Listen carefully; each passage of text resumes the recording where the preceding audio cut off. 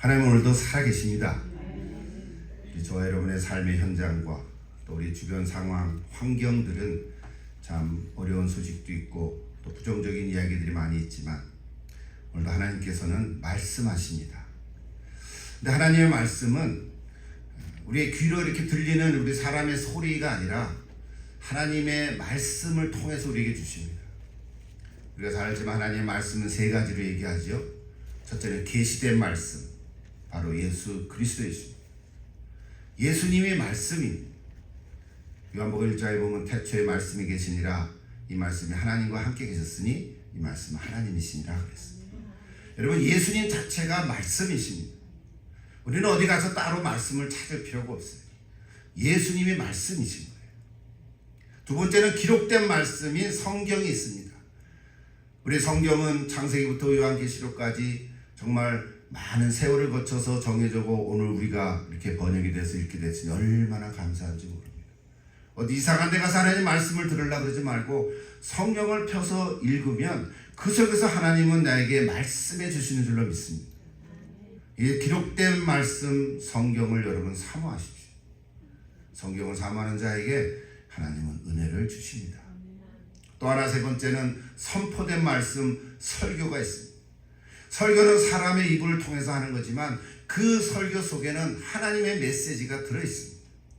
우리가 이렇게 예배를 드리면서 또 설교를 들으면서 그 속에는 사람의 말도 있지만 그 핵심 속에는 하나님께서 우리에게 주시는 말씀이 있습니다. 특별히 성령의 역사하심과 또 저와 여러분 가운데 임하신 성령님을 통하여 깨닫게 하시고, 사실은 그 선포된 말씀 설교 속의 핵심은 예수 그리스도가 있습니다. 여러분, 오늘도 예배를 드리면서 또 하나님께서 내게 주시는 그 말씀을 들으시는 귀한 시간 되기를 바랍니다. 예수 그리스도를 통해서 이미 우리는 말씀을 받았고 또 기록된 성경을 통해서 우리는 말씀을 묵상하고 있고 또 오늘도 선포된 말씀을 통해서 또 하나님의 말씀을 듣는 귀한 시간 되기를 기도합니다. 특별히 요한계시록은 난해한 구절들이 많습니다. 그중에 오늘 11장은 난해한 구절 중에 하나입니다. 그래서 이걸 하려면 복잡합니다. 그래서 다 빼고 이 요한계시록 11장을 누가 설교를 해도 그 내용은 다 비슷비슷합니다. 뭐 이상한 거가 없습니다.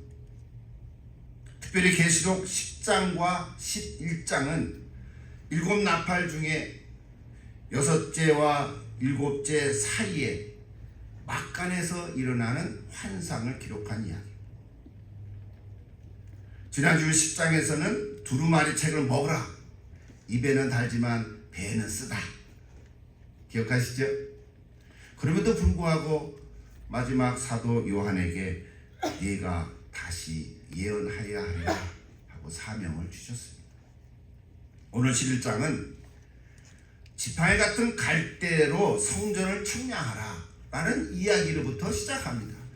이 벌써 이게 1절부터가 이게 뭔 얘기인지 우리가 알아들을 수가 없습니다. 지팡이 같은 갈대로 성전을 측량하라고, 이거 뭔 얘기냐 말이에요. 여기서부터 해석이 갈라지긴 하지만 먼저 성경을 다시 한번 보십시오. 1절과 2절.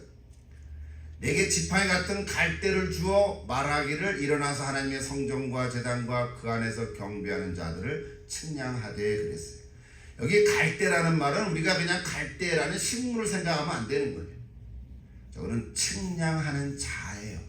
우리가 얘기하면 요즘에 자잖아요. 자라고 하면 될 거를 왜 갈대라고 하나? 옛날에는 자가 없었거든요. 그러니까 갈대를 잘라가지고 측량을 했거든요. 그래서 갈대라는 단어를 쓴 것뿐이에요. measuring rod라는 거예요. 또 측량하다는 말은 좀 의미적으로 얘기하면 보호하다는 뜻이 있어요. 그러니까 지팡이 같은 갈대, 즉 측량을 하되 하나님의 성전과 제단과 그 안에서 경배하는 자들을 보호하라는 거예요. 근데 2절에 보면 성전 바깥 마당은 측량하지 말고 보호하지 말고 그냥 내버려두라고. 왜 그래요? 이방인에게 주었는데 그들은 거룩한 성을 42달 동안 짓밟히리라 그랬어요. 저것도 또 뭔 얘기인가? 혹자는 성전 바깥도 성전의 일부가 아닌가? 그럼 왜 바깥 마당은 보호해 주시지 않으시는가 하고 의문을 던지기도 합니다. 그러다 보니까 그렇게 관심을 가진 사람은 마지막 환난 때에 진정으로 하나님을 예배하는 자는 하나님께서 보호해 주시지만, 요즘 말로 성전 뜰만 밟고 예배당만 왔다 갔다 하는 교인들은 보호해 주시지 않는 것이다 라고 좀 험한 교훈을 주시기도 합니다. 그런 얘기를 들으면, 그런 설교를 들으면 좀 뜨끔하잖아요. 우리를 두렵게 하고 영적 각성을 주기는 하지만 그런 해석은 바른 해석은 아닌 거예요. 우리에게 좀 이렇게 찔러주긴 하지만 왜 저 말씀을 가지고 그렇게 찔러주냐고요. 그 메시지를 하려면 다른 말씀이 또 많이 있거든요. 그럼 바른 해석은 뭘까요? 그래서 오늘 저 바른 해석, 즉 성전은 측량하되 성전 바깥마당은 측량하지 말라. 저 1절 2절의 그 핵심 얘기는 사실은 그 다음에 나오는 두 증인을 어떻게 해석하느냐에 따라서 달라지는 것이에요. 그래서 오늘 말씀의 핵심은 두 증인에게 있습니다. 오늘 계시록 11장의 환상은 전체적으로 볼 때 하나님께서 저 두 증인을 어떻게 보호하시는가에 대한 말씀입니다. 그러니까 두 증인이 누군가, 또 두 증인은 어떠한 모습인가, 이것이 오늘 말씀의 핵심이에요. 그래서 누가 이 말씀을 다뤄도 그 얘기를 하면 되는 거예요. 그래서 성전 측량과 두 증인은 밀접한 관계가 있습니다. 오늘 저 요한계시록 11장 말씀은 그러므로 12장부터 14장 앞으로 나올 두루마리 계시의 축소판인데, 그 핵심은 바로 두 증인에게 있습니다. 두 증인에 대한 이야기를 이제 넘어가기 전에 성전 측량에 대한 바른 해석을 한 가지 언급하면, 하나님께서는 교회의 본질, 그 핵심은 하나님께서 끝까지 붙드시고 보호하지만, 교회의 비본질, 즉 외면적인 모습과 환경에 대해서는 고난을 받게 하실 수도 있다는 이야기예요. 우리 신학적인 성경적인 얘기를 하면 그 얘기예요. 여러분, 교회가 누굽니까? 바로 오늘 저와 여러분인 거예요. 적용해 보세요. 교회의 본질은 하나님께서 끝까지 붙드시고 보호하시지만, 즉 오늘 저와 여러분은 끝까지 지키시고 보호하시지만, 교회의 비본질적인 외면의 얘기들은, 겉모습들은 고난을 당할 수도 있다는 얘기인 거예요. 여러분, 예배당은 무너질 수도 있고 불에 타서 없어질 수도 있잖아요. 맞습니까? 예. 그러므로 신자라고 하는 그 본질, 즉 하나님은 우리 예수 믿는 사람들의 영혼은 구원하시지만 혹 우리 육체의 모습들은 고난 속에 허용하실 수도 있다는 얘기예요. 메시지는 뭡니까? 오늘 저 여러분 다 예수님 믿고 오늘까지 살아왔는데 왜 예수 믿는 사람이 이렇게 어려움이 있고 고난이 있는가? 당연하다는 거예요. 고난을 통해서 오히려 우리가 하나님께 은혜 속으로 들어가는 것입니다. 이게 사실은 성전 측량에 대한 1절과 2절의 해석과 교훈이에요. 자, 오늘 핵심은 아니니까 그냥 넘어갈게요. 자, 오늘 42달이라는 말도 또 언급을 해야 되겠는데, 다니엘서 7장 25절에 보면 한때와 두때와 반때라는 단어들이 나옵니다. 그냥 지나가도 되겠지만 한때, 두때, 반때는 3년 반을 의미하고요. 그래서 3년 반은 42개월이에요. 그래서 42달 연결이 되죠. 나중에 1260일하고 또 연결이 되죠. 자, 이것은 뭐냐면 교회가 고난에 처할 수 있는 기간이 42달이라는 거예요. 그럼 꼭 42개월 3년 반만 고난 받을 건가 하는 숫자에 집착할 것이 아니라 잠깐이라는 거죠. 우리 인생에 어려움과 고난이 있다는 것은 잠시 그렇게 된다는 거죠. 여러분, 고난이 3년 반만 고난받는 사람이 있습니까? 나는 30년도 더 살았는데요? 아니지요.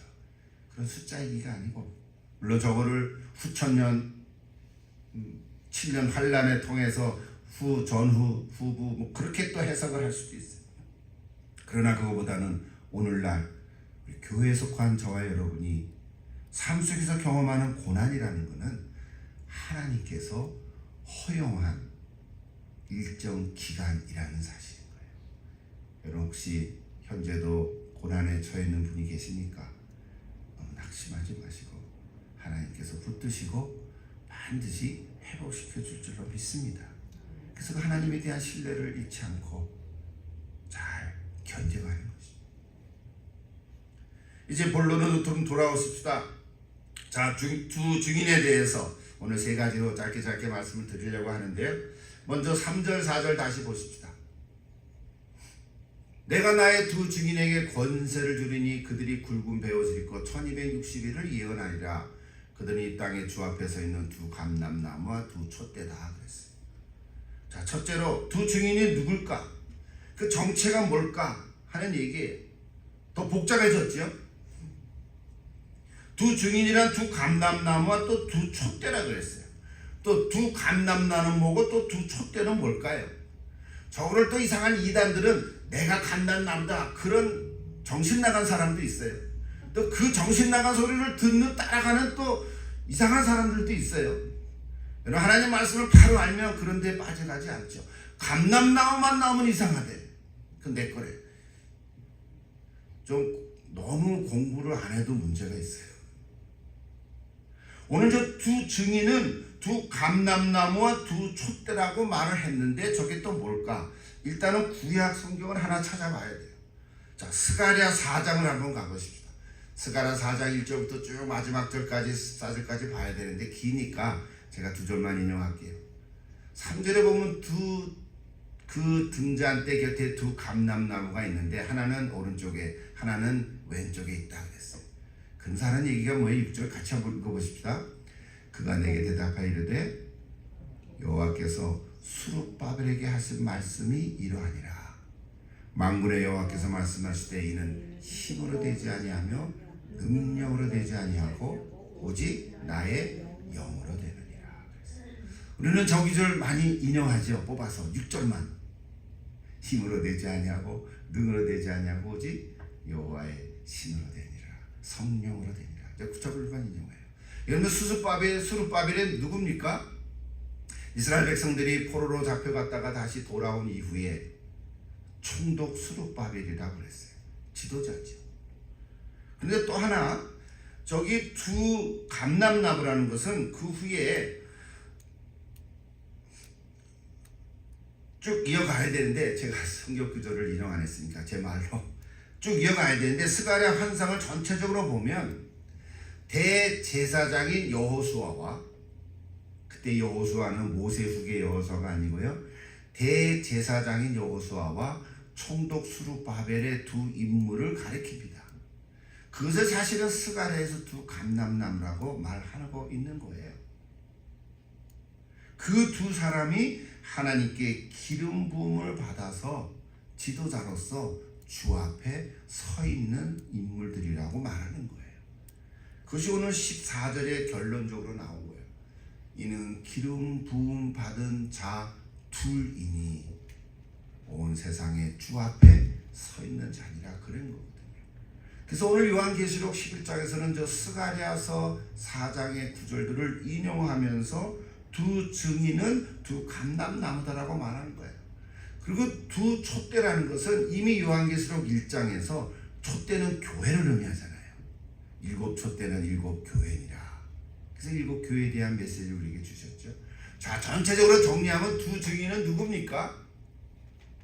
사실은 제사장, 대제사장 여호수아도 아니고 총독 수룹바벨도 아니고 그렇다고는 두 인물도 아니고 여기 촛대라는 것은 결국 교회를 의미하는 거예요. 그러니까 두 증인이라는 것은 결국은 오늘 우리에게 얘기하는 교회를 의미합니다.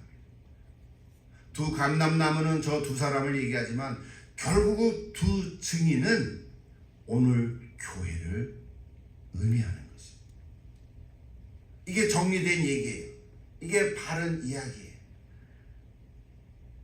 두 증인이란 그러므로 세상에 빛으로 오신 예수님께서 전하신 하나님 나라의 복음을 전하라고 사명을 받은 공동체. 그게 바로 교회입니다.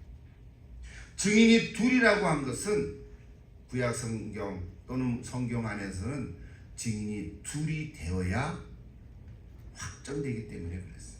한 사람의 증인은 그럼 얻을 수 없다는 거죠. 증인은 꼭 두 사람이 있어야 된다. 그래서 두 증인을 얘기하는 거예요. 이 두 증인이 사명을 따라서 증언해야 할 기간이 바로 1260일이라는 거예요. 1260일은 42개월이죠. 그리고 3년 반입니다. 다시 말하면 교회는 일정 기간 동안 핍박과 고난 속에 처해 있다 하더라도 여전히 그 사명을 감당해야 한다는 거예요. 그것이 교회의 사명이에요. 여러분, 교회 역사를 2000년이 넘었죠. 여러분, 교회 역사, 교회사, 여러분 한번 그런 책도 관심을 가지고 읽어보면 참 예수님 시대 사도행전 이후에 성경은 없으니까 초대교회 기독교회 역사부터 시작해서 또 로마 시대, 중세, 또 독일로, 영국으로, 미국으로, 그리고 인도로, 중국으로, 그리고 우리 한국까지 각 시대마다 교회사가 있습니다. 교회에 흐르는 그 역사 속에서 보면 참으로 세상은요, 교회를 적대시합니다. 이 세상의 어떤 순간 속에서도 세상 사람들이 교회를 환호하고 좋다고 받아들인 경우가 한 번도 없었어요. 교회가 세상을 다스리면 좋을 것 같은데 그때부터 교회는 타락하기 시작해요. 참 이상하죠. 한 나라가 기독교 국가가 되면 좋을 것 같은데 모든 사람이 다 예수 믿어라. 예수 믿지 않으면 일도 못한다. 세례를 받아라. 세례 증서가 없으면 공무원이 될 수도 없다. 그렇게 해버리면 너무 좋을 것 같은데 그러면 진짜 신앙이 타락하기 시작한다. 내가 예수도 안 믿는데 세례 증서를 받으려고 일을 하려고 또는 믿지도 않는데 신자라고 거짓 고백도 할 수 있거든요. 그것이 중세의 이야기예요. 교회란 본질적으로 세상으로부터 짓밟히고 적대적으로 조롱당하고 핍박을 받는 모습인 거예요. 그래서 오늘 3절에 보면 하나님께서는 그 두 증인, 즉 교회에게 권세를 주셨는데도 그들은 굵은 베옷을 입었다. 굵은 베옷을 입다는 건 뭐예요? 회개하고 있는 모습이죠. 다시 말하면 세상이 교회를 짓밟고 적대적으로 대한다 하더라도 교회는 세상을 똑같이 적대적으로 대하는 것이 아니라 회개하는 마음으로 순결한 교회가 돼서 세상을 향해서 하나님 나라의 복음을 전해야 한다는 거예요. 이것이 교회의 사명인 거예요. 어쩌면 교회도 어려움이 없고 고난도 없는 그런 편안한 상태에서 지내면 얼마나 좋을까? 그러면 기분은 좋을 줄 몰라도 사명을 잘 감당하지 못한다는 거예요. 일상이 좀 바쁘고 이런 몸도 지쳐 있는데 설상가상으로 주변의 사람들은 엉뚱하게 우리에게 거짓으로 지어낸 말로 고통을 준다 하더라도 우리 신자들은 거기에 너무 신경 쓰지 말고 구애하지 말고 오히려 회개를 촉구하는 하나님 나라의 복음을 전하는 것이 교회의 사명이라는 사실입니다. 이것이 바로 우리가 감당해야 할 일인 거예요. 여러분, 이 일을 중단하지 말고 힘들어도 기도하면서 꾸준히 나아갈 수 있기를 바랍니다. 둘째로, 그럼 이 두 증인의 정체성에 의해서 두 증인의 모습은 어떠할까? 그것이 5절, 6절에 나옵니다. 이게 하나의 특징이라고 볼 수 있는데요. 누구든지 그들을 해하고자 하면 그들은 두 증인이죠. 즉 교회예요. 누구든지라는 것은 세상이라고 말할 수 있죠. 교회를 싫어하는 대적자들이죠. 누구든지 그들을 해하고자 하면 그들의 입에서 불이 나와서 그들은 누구예요? 두 증인, 즉 교회, 즉 예수 믿는 사람들의 입에서 뭐가 나와요? 불이 나와서 너무 신나겠죠? 후 하니까 불이 막 나서 우리를 못되게 하는 사람들을 다 태워버리면 얼마나 좋겠어요. 근데 저렇게 써 있는 거예요. 그들의 입에서 불이 나와서 그들의 원수를 삼켜버릴 것이요, 누구든지 그들을 해하고자 하면 반드시 그와 같이 죽임을 당하리라. 6절, 그들이 권능을 가지고 하늘을 닫아 그 예언을 하는 날 동안 비가 오지 못하게 하고, 또 권능을 가지고 물을 피로 변하게 하고, 아무 때든지 원하는 대로 여러 가지 재앙으로 땅을 치르노다. 저 6절 읽으면 뭐 생각이 납니까? 그렇죠. 엘리야가 생각이 나고, 기도하니까 비가 안 오게 됐잖아요. 또 모세가 드니까 물이 피로 변하게 됐잖아요. 지팡이를 드니까. 그러니까 6절을 통해서 우리는 모세와 엘리야의 놀라운 권능을 우리는 엿볼 수 있어요. 누가 그렇게 할 수 있다고요? 물론 교회가 그렇게 할 수 있다. 누가 그렇게 할 수 있다고? 오늘 저와 여러분이 그렇게 할 수 있다는 거예요. 이 구절을 통해서 우리 두 증인이 가지고 있는 엄청난 권능을 볼 수가 있습니다. 세상에 기도했는데 비가 오지 않고 3년 동안, 또 기도했더니 또 비가 내리고 말이죠. 천재지변도 기도를 통해서 움직거리는 권능을 받은 사람들이잖아요. 야고보서 5장에 보면 엘리야 얘기가 나오잖아요. 근데 엘리야는 이상한 사람이 아니에요. 우리가 똑같이 성정을 가진 사람이라 그랬어요. 교회에 주신 권능이. 그런데요, 그 다음 구절들을 보면 이상한 반대되는 구절이 나옵니다. 이게 7절에 그들이 그 증언을 마칠 때에 무적행으로부터 올라오는 짐승이 그들과 더불어 전쟁을 일으켜 그들을 이기고 그들을 죽일 터라. 두 증인, 교회, 예수 믿는 사람들이 놀라운 권능을 받았는데 무적행으로부터 올라오는 짐승 사탄과 그의 악한 영들이 그들과 더불어 싸워서 오히려 교회를 죽이고 예수 믿는 사람들을 죽이고 핍박하고 박해하게 된다는 거예요. 아니, 그 권능을 주셨는데, 아니 입에서 불이 나온다면서요. 그럼 불로 한번 확 틀으면은 다 그냥 고기 구워 먹으면 되지 않겠어요? 바베큐를 해 먹을 수도 있잖아요. 그런데 성경은 그렇게 하지 않는 거예요.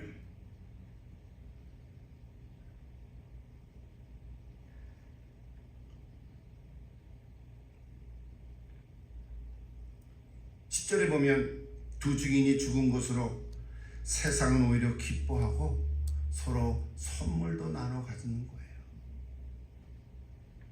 여기서 우리는 한 가지 질문을 던질 수밖에 없어요.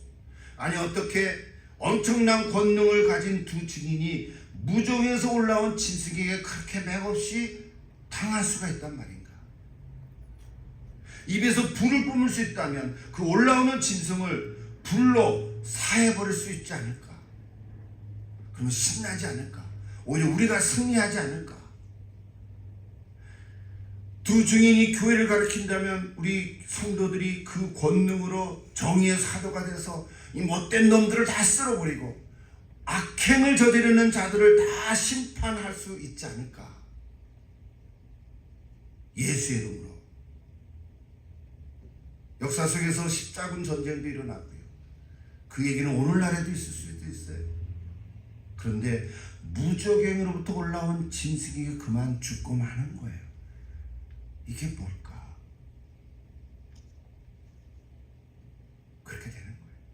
그 역사예요. 근데 반전이 일어나죠. 11절과 12절 보십시오. 3일 반 후에, 또 3일 반일까? 누구를 상징할 수 있겠죠? 하나님께로부터 생기가 그들 속에 들어가며, 에스겔이 생각이 나죠. 그들이 발로 일어나서 구경하는 자들이 크게 두려워하더라.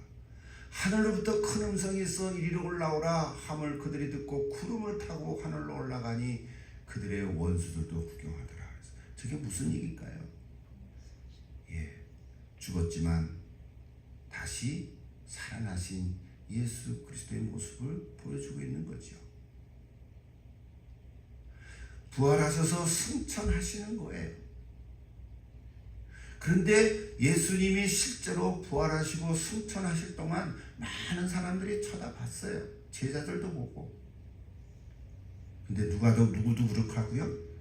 우리 교회도 그럴 거라는 거예요. 우리 예수 믿는 사람들도 나중에는 죽었지만 다시 예수님처럼 부활할 거라는 거예요. 우리는 아직 그 경험은 없지만 에스겔 47장에 보면 마른 뼈에 하나님의 생기가 들어가서 살아나는 사건이 있었잖아요. 그러므로 살아난 두 증인은 하늘의 큰 음성을 듣고 구름 가운데로 올라가는 모습을 오늘 보여주고 있습니다. 그러니까 결국 두 증인은 뭐냐면 십자가에서 못 박히셨지만 3일 만에 부활하신 예수 그리스도처럼 오늘 시대를 살아가는 모든 신자들도 그럴 거라는 것입니다. 여러분, 이 땅에 사는 모든 신자들은 참으로 약합니다. 우리가 예수를 믿어서 그렇지, 예수 믿는 믿음으로 소망을 가져서 그렇지, 누가 우리를 한 대 때리면 또 때릴 수나 있나요? 속이나 하지. 같이 대적할 수 없는 것이 오늘 우리의 모습인데, 오늘 우리 교회의 모습인데, 그럼에도 불구하고 하나님께서는 우리 교회를 다시 새롭게 하시고 우리 예수 믿는 사람을 다시 새롭게 하시고 그 교회의 생기를 불어넣어서 살아있는 것처럼 우리를 다시 온전케 해 주실 거라는 거예요.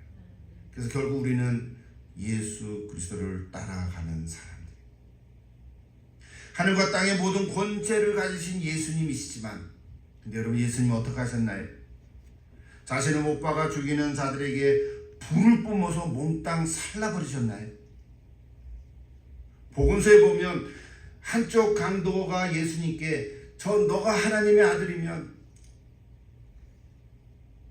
내려서 저 사람들을 다 못살하고 나도 구원하라고 그렇게 조롱했을 때 예수님이 뭐라고 말씀하셨어요?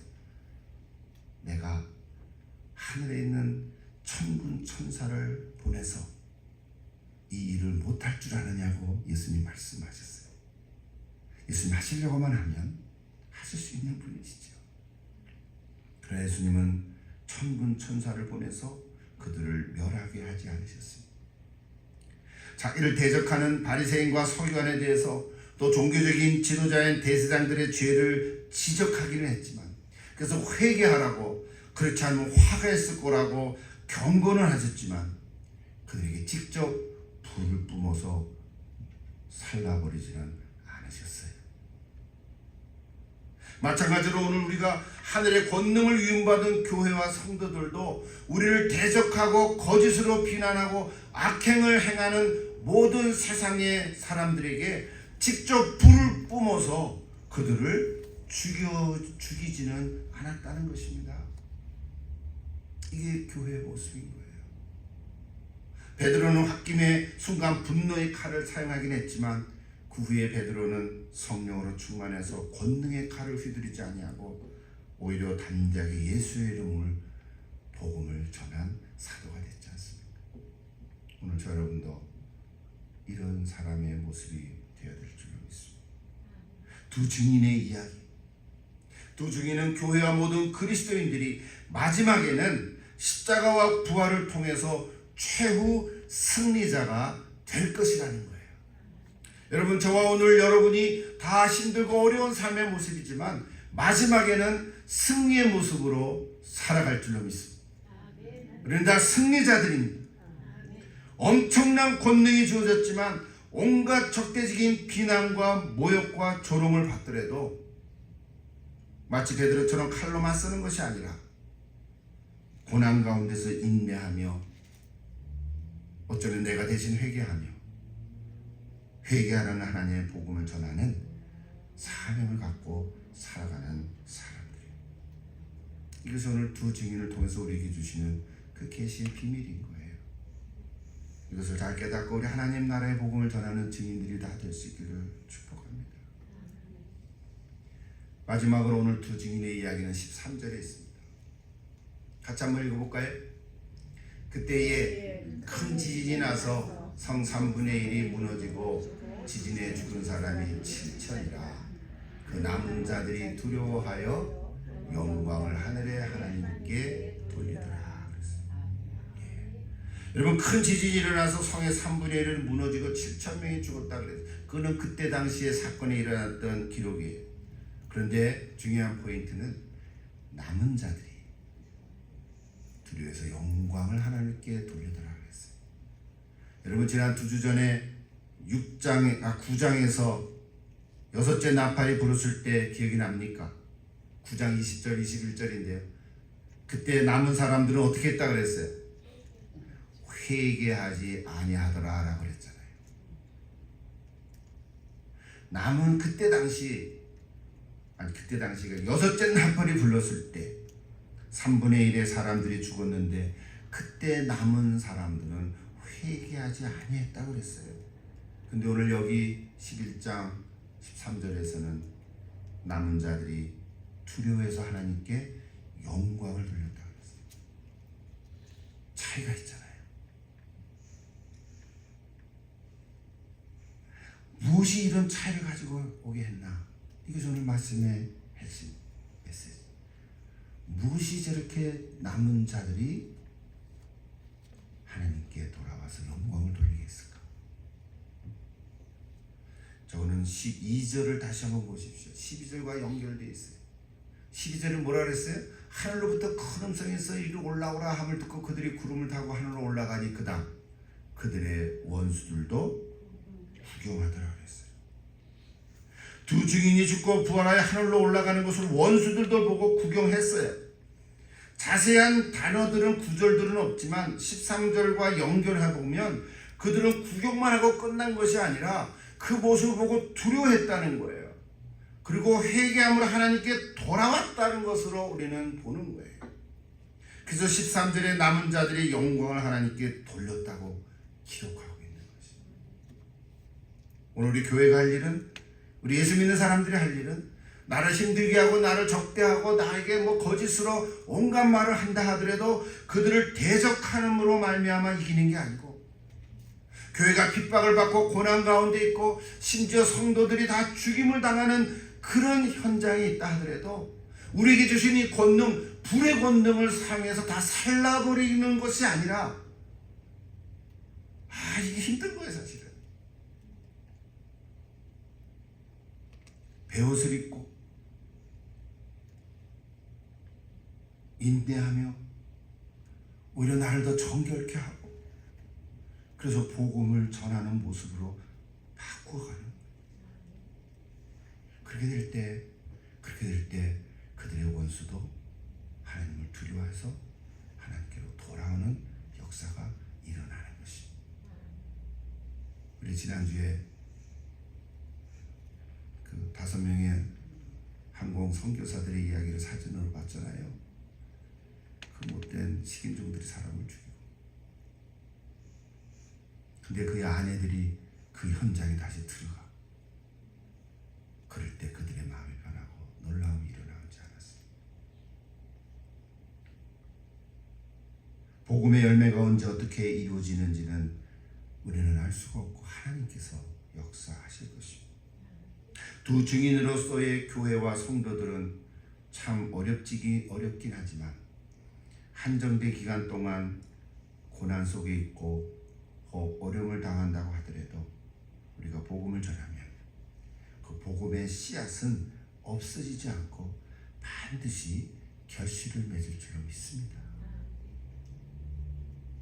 그런데 그 두 증인이 죽었던 곳을 오늘 8절에서는 뭐라고 표현했냐면요, 8절에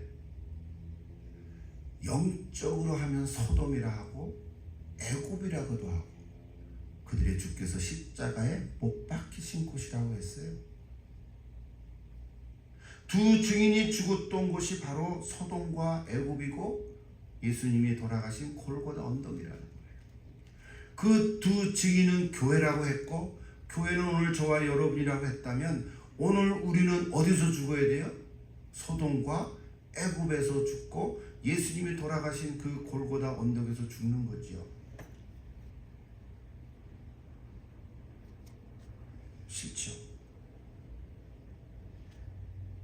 우리는 소돔이라는 곳을 어딘지 알잖아요. 하나님께서 심판하실 수밖에 없는 죄가 관영한 도시였고, 애굽은 요셉의 후손들이 가서 살았지만 많아져가지고 고난 속에 핍박을 받고 참 고통 속에서 살았던 도시 아닙니까? 그래서 출애굽했잖아요. 두 증인인 교회와 그리스도인들도 우리가 가야 할 곳은 사실은 죄가 많이 있는 곳이고요, 억압을 받는 곳이에요. 근데 우리는 그거 가고 싶지 않을까? 우리가 죄가 많은 곳에 가고 싶습니까? 우리 피해 다니고 싶지. 여기까지 가려면 너무 어려워요. 우리가 잘 못해요. 솔직히 우리 중에 누가 그런 곳에 가고 싶겠습니까? 찬란한 꽃길만 가고 싶지. 오히려 빨리 벗어나고 싶고 그런 곳에 있는 사람들을 정죄할 수는 있지. 저 메시지를 해야 되는데 어려운 거예요. 이제 여러분은 핑계 댈 수가 없어요. 왜냐하면 저 메시지 들었으니까. 오늘 우리 말씀을 이미 들어버렸으니까, 알아버렸으니까 싫고 고민이 될 수는 있어도 오늘 저 말씀의 핵심은 그런 거예요. 두 증인이 죽임을 당한 곳은 소돔과 같은 곳이요 애굽과 같은 곳이라는 말은 오늘 내가 살아가는 삶의 현장 속에 내가 죄가 많다고 생각하는 그곳에, 근데 그냥 죄가 많다는 곳에 가서 내가 나도 같이 죄를 지으라는 말이 아닌 거잖아요. 무슨 말을 하고자 하는 거예요? 그 속에서 살아가는 사람을 구해내라는 거 아닌 거예요. 죄악 가운데서 살아가는 사람에게 예수 그리스도의 복음을 전하라는 말 아닌 거예요. 그러면서 내가 고난을 당하고 혹 그러다가 죽을 수도 있지만 그래도 그렇게 하라는 얘기잖아요. 그러니까 참 엄청난 얘기예요. 도전이에요. 우리는 살아가기가 쉽지가 않아요. 그래도 그 메시지예요. 저게 오늘 우리에게 주시는 하나님의 말씀인 거예요. 어떻게 해야 합니까? 저도 여러 번 언급했지만 죽으면 됩니다. 죽었다고 생각하면 되는 거지 뭐. 바울의 고백처럼 날마다 죽노라. 여러분 잘 아는 갈라디아서 2장 20절 또 언급해요.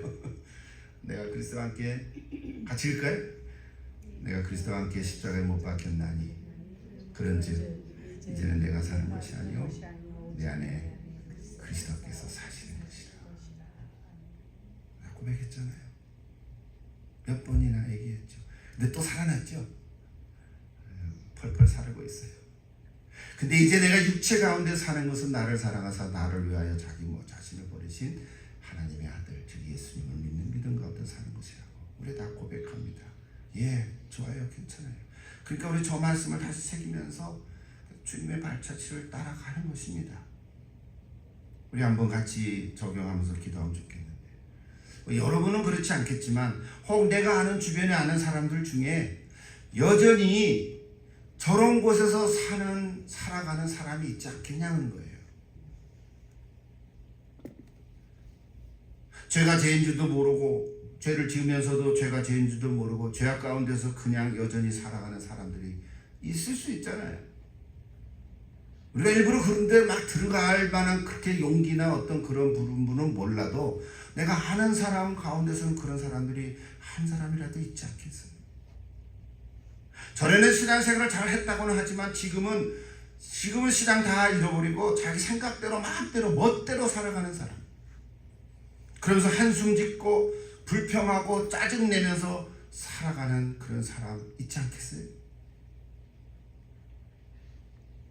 우리 가족 속에도 있을 수 있고요. 그러니까 감사도 없어요.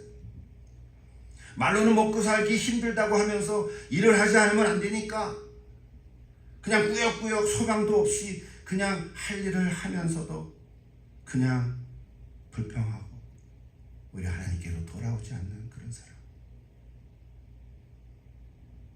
여러분, 얼마나 많은 사람들이 자신의 삶의 자리에서 그렇게 자기 중심적으로 살아가고 있지 않냐 이 말이에요. 우리가 다 그런 것을 찾아다닐 수는 없지만 그래도 그렇게 죄 가운데서 짓눌리면서 살아가고 있는 사람이 한 사람이라도 있다면, 아니 내가 알고 있는 사람이 그렇다면 우리가 거기를 가서 그것이 소돔과 같은 곳이라도, 그것이 애국과 같은 곳이라도, 그가 누구를 더 억눌려서 자기도 모르게 눌려서 사는 그런 사람들 있지 않겠어요? 자기는 잘 살아가고 있다고 하지만 내가 보기에는 눌려서 살아가고 있는 사람들이잖아요. 사상적으로 눌리고 세상적으로 눌리고 이상한 말들에 의해서 속아서 살아가는 그런 사람들, 내가 아는 사람들이 그 현장에 있다면 여러분 그 현장으로 가보라는 거잖아요. 그게 오늘 저 말씀의 메시지. 하나님께서 오늘도 그 한 사람을 위해서 저와 여러분을 부르고 계십니다. 오늘 계시록 11장의 말씀을 통해서 그 두 증인 정체성, 특징 또는 최후의 모습을 우리는 살펴봤습니다. 이건 누구나 다 해서 똑같은 이야기지만 우리에게 적용할 때 오늘 저와 여러분이 하나님의 부르심을 받고 있습니다. 이제 곧 성찬을 하게 되겠지만 십자가에 달려 죽으시기 전에 예수님께서는 제자들과 함께 마지막 유월절 식사를 하시면서 주신 말씀, 그것은 성찬의 시작 아닙니까? 생명의 떡과 또 피의 언약, 이 두 가지가 메시지인데 여러분 다시 한번 확인하는 시간이 되기를 바랍니다. 먼저 내 자신을 위해서 기도하면서, 그리고 내가 생각하는 그 한 사람, 혹 소돔과 애국 가운데서 살아가고 있는 그 한 사람을 찾아가서 같이 손잡고 주께로 돌아오게 하는 그런 부르심에 여러분 응답하는 그런 시간이 될 수 있기를